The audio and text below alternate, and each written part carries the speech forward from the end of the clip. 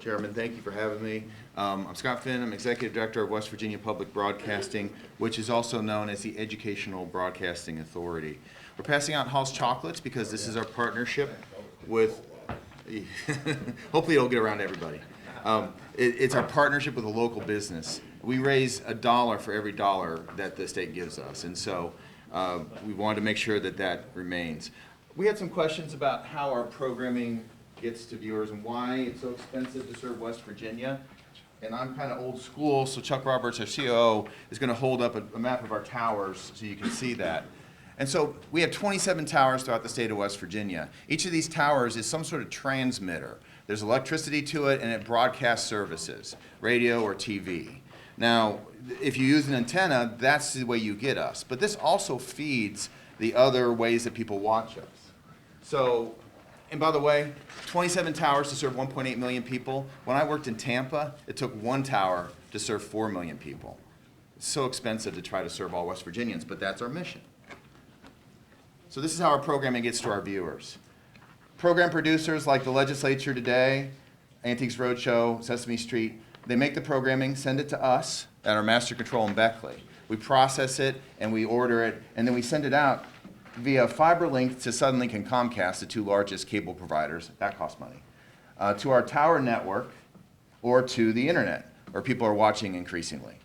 If it's to the tower network, people can watch via antennas or over satellite in their homes. So as you can see, it's not simple. And it takes a lot to keep that operating and running. And we reach 90% of West Virginians right now. We'd like to get to 100%, but we think that's a pretty good rate. Okay, compared to 5 years ago, by the way, we've reduced staffing by 29%. We reduced our reliance on state funding by $1 million already. We've increased our donations by 10%, even though the population is flat and the economy is not so great. We have a plan for automating this, master control, that would save us $400,000 a year. We need about 18 months to implement it. By this time next year, we would be ready to implement that. It takes a one-time grant I think we can get for equipment. We do the live lottery broadcast for the state. This is a requirement in code for transparency that people can see the West Virginia lottery. It saves, according to the lottery, $450,000 a year if they had to do it themselves. We do other things for folks. We have a brand new kids channel, 24/7, our main channel, the West Virginia channel, which has lots and lots of legislative coverage. About half of our money, the half that the legislature has given us through a general appropriation, that pays mostly for our salaries. The other half pays for these fixed costs, the towers, the electricity, $1.6 million to PBS and to other people for our programming. A lot of our money goes straight to them to pay for the programming people watch. Finally, if we went off the air, and we think if state funding was eliminated for us on July 1st, we would go off the air. You would lose $5 million of matching funds, federal and private. You'd expose the state to substantial liability. Somebody has to manage this network. If we stopped broadcasting, the state would face FCC fines and eventually the loss of the licenses themselves. If you have a house and you abandon the house and then the house burns down, you lose the value of that house. The state of West Virginia has built this house over the last 50 years, and we'd ask that you don't destroy the value of it by abandoning it now. Finally, there was a study done by Marshall University. It showed that 2/3 of West Virginia adults want to see the state government level fund or increase funding for West Virginia public broadcasting. Only 8% wanted it cut or eliminated. The others were like, eh. So we understand you have a hard job to do. We stand with you to try to help you do that job, but we ask you to please put West Virginia public broadcasting back in the budget. Thank you. Is that a bribe with that picture there? Yeah. Delegate Spinagle. I'm not going there. Question for you. I've had some folks talking. Are you going to run out of money for the 2017 budget year? Or are you possibly looking at layoffs right now? Yeah, we're already looking at staff reductions that will take place probably by the end of March. I've been talking to my staff about it already, just to get ready for it, because we know something is coming, and we're trying to get ahead of it. But yeah, if we get zeroed out, which was the current proposal in the governor's budget, we'd have to lay off almost all of our staff. I mean, that's what it's paying for now. And I can't raise money. I can't operate master control. I mean, everything goes away. Everything falls apart. It's 45% of our budget right now, and I'd ask you, delegate, if you cut off 45% of your body right away, could you survive? We're asking for time and the ability to possibly, reduce our funding and maybe look at other options, but we can't do it by July 1st. What type of layoffs are you looking at right now? We need to reduce staff, we estimate, by about 20 over the 70.1 people that we have on there right now to be able to keep up with what we think might be coming. Is that going to occur regardless? Let me back up. Is that going to have, you said the end of March, so you're going to have to do that even before we do any appropriation for 2018? Yes, we're planning on that. Okay. We had five vacant positions, so, and we're hoping that some people will voluntarily separate, so we won't have to do as many layoffs. What type of services are going to be cut in the interim between now and 2018, if that were to occur? One thing that'll happen is that you'll see that the delivery service will become less reliable. There'll be more outages, there'll be more, the TV programs won't work the way they should. That's just inevitable. The other thing that's gonna start to happen, we're going to have to cut our education staff in half. We only have 2, we'll go to maybe 1. It impairs my ability to raise more money. I'm worried about that as well. Lots and lots of, and also the thing that doesn't pay for itself, frankly, Delegate Spinagle, is this. It's the government programming, the transparency, the showing how legislature and state government works. That's at real risk here. So the delegate will not have as much time on TV? That's not good. I want to follow up too with Mountain Stage. What type of funding is tied to Mountain Stage as far as the appropriations? This is important to know. The $300,000 line item pays for the musician fees, the outside musicians that come in and do Mountain Stage. We have 3 full-time staff members inside our organization to do nothing but Mountain Stage. Those are in our general appropriation. Those are not in $300,000. So that's an issue. And also there's other services we provide, free advertising, the place to mix, office space, and back office financial services that we do for Mountain Stage. Larry Gross has said you can't sever Mountain Stage from West Virginia Public Broadcasting and have both of us survive. It will not work effectively. And look, that's the first thing that I think should be protected, honestly, and what I will work to make sure is protected first. But you need to know that that $300,000 is just part of what goes into funding Mountain Stage. You know, I absolutely agree. Just my own opinion, I think you've got the Grand Ole Opry, Austin City Limits, and Mountain Stage. Those are the 3 premier shows in the United States, at least for that genre of music. So.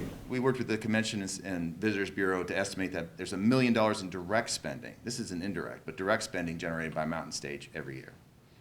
Thank you. Thank you. As one that has ventured to Mountain Stage quite a few times, I'd hate to put a number on how big of a populace that we touch with that, the state of West Virginia. Have you all done any? I can. Okay. 500,000 online. Okay. And 200 radio stations throughout the country now. That's up from 120 radio stations 4 years ago. It's growing. It's more popular now than ever. Okay. Delegate Boggs? Thank you, Mr. Chairman. I think that Doug Spinagle actually hit most of the questions that I had. Your facilities, your funding just went away. Obviously, you have facilities here in Charleston, Beckley and Morgantown. Beckley, and Morgantown. So there would be, I just don't see any way, in my opinion, that we can effectively operate without your entity. I think that it belongs to the entire state. That's not in the commentary, but I think you all do a great job selling the state, and I think probably, as a gentleman here yesterday that was here with my daughter from South Carolina on a business trip, and one of the first things he asked was, where do they do Mountain Stage? And I mean, this is a gentleman that has never been to West Virginia before until yesterday. So the word does get out, and it's a positive image. Well, we would become the first state in the country to lose its public broadcasting network if this happened. So that's a first that we might not want to have. Thank you. Yes, Vice Chairman Householder, and I'll come back around. All right, thank you, Mr. Chairman. In your testimony, you mentioned the loss of $5 million in federal funding. That's a rounding up from, no, it's $5 million altogether in. Well, that's what I was going to ask you, because in your fiscal 2018 appropriation request, I only see federal funds of $750,000, so could you explain the 4.2 million? There are federal funds in other accounts besides that one account, but also that's the total amount we raise from donations, from underwriting, from corporate sponsors and other sponsors, from a couple different federal grants. The Corporation for Public Broadcasting, which gives us more than $1 million. I forget what that is exactly. What other accounts would have the other 4.2 million? And we received a grant from the USDA, sir. I think that's what you're looking at there. That's to help rebuild the studio in Charleston and make it an HD studio. It just says federal funds, $750,000 also. And that's spending authority. We have a grant for that amount, but actually it's taken us several years to spend it out. So we're not even spending that every year. We can give you more information on that if you like. Thank you. Sure. Yes, Doug Rowe. Yes, thank you for coming. I can only speak for myself, but I've heard no person come to me or say to me that they don't want to continue West Virginia broadcasting. Now, if that's the case, and I personally think that it is, my question is would the agency be better in a different place in state government? Would it be better if it was with a university, as a part of the university broadcast network? I mean, are there other possibilities for the organization of West Virginia Broadcasting? And Delegate, I appreciate the question. I don't feel like it's my place to give an opinion on whether it's better or not, but you should know that there are lots of other options. University licensees, at one point, 2 of our TV stations were university licensees. And those can be very effective arrangements, or a nonprofit can take over the license. And what we'd ask is that there's funding in place to make sure that there's a transition. If the state wants out of the public broadcasting business, I think there needs to be a plan, and that would be part of that plan. And so there would need to be funding in the next budget year in order to continue broadcasting so that whatever alternatives that would be sought could develop at that point. And then there's one other thing, which is I would ask that if there are certain things that this state wants us to do, the emergency broadcasting, I didn't even go into that. The legislature and the other government transparency broadcasting that we do, the direct services through the lottery, I do think that the state has a good interest in funding that into the future, no matter what. But if the state wants to get out of the business of owning the licenses, that's something that will take some time and debate to do.